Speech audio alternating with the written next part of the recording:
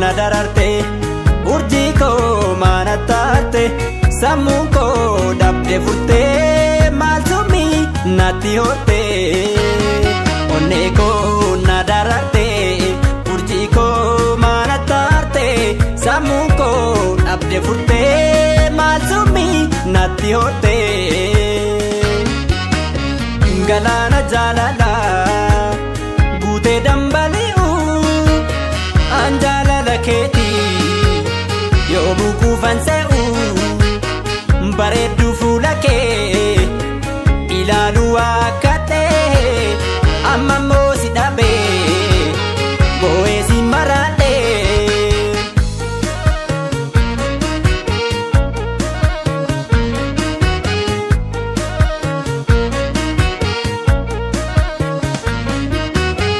Onnee koo na dararte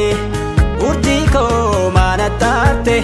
sammuu koo dhabde furtee maaltummi natti horte onnee koo na dararte urjii koo maana taate sammuu koo dhabde furtee maaltummi natti horte mee maalan si balleesse fageenyatti kaate maal dubbadhee si miidhee naan garaana nyaate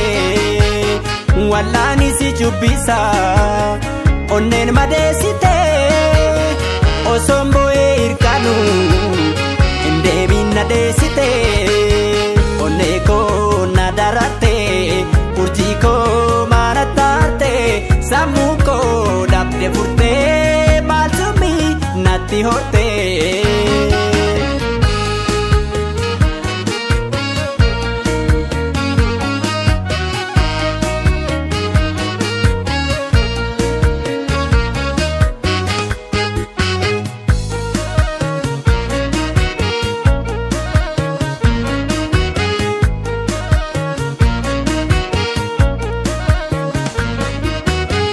Onnee koo na dararte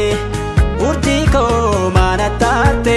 sammuu koo dhabde furtee maaltummi natti horte onnee koo na dararte urjii koo maana taate sammuu koo dhabde furtee maaltummi natti horte daawwitii onnee koo way miidhagina dachee miidhagsita yaajjennaa miila kee araada na taate urjii simannaan kee naaf araarabdu ammallee onnee koo na dararte urjii koo maana taate sammuu koo dhabde furtee maaltummi natti horte onnee koo na dararte urjii koo maana taate sammuu koo dhabde furtee maaltummi natti horte.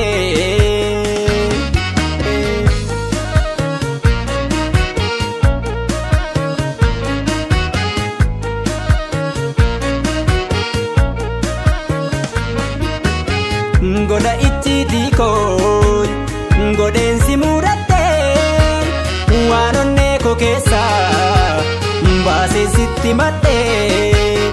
jaalalaan sharafii dhugaan si gaafata an jaalala keetii ta'eera maraata onnee koo na dararte urjii koo maana taate sammuu koo dhabde furtee maaltummi natti horte kirkira onnee koo miidhaa jaalala kee na jaalattan se'eedha fagoodha garaan kee lubbuu taati malee urjii koo sin dhabu jiraachuu si malee naafoo hiikan qabu.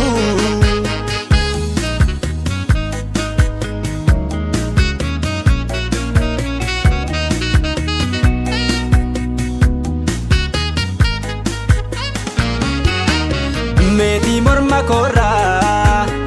calaqqee shiin dadhabee tasaan ba'ee firraa jaalala keen gaggabee maalan godhu silaa haqa kootu dhabee bitaan mirga laalee lafa galmaan dhabee